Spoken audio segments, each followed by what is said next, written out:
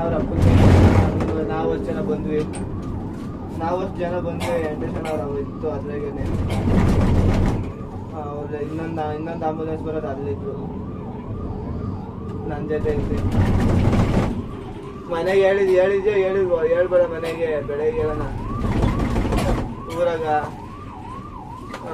ನಮ್ಮ ಮನೆ ನಮ್ಮ ಅಪ್ಪಂಗೆ ಯಾರನ್ನ ಹೇಳಿದ್ರಣ್ಣ, ನಮ್ಮ ಅಪ್ಪಂಗೆ ಯಾರನ್ನ ಹೇಳಿರ್ತಾರ, ಹೇಳ್ಬಾರ್ದಣ.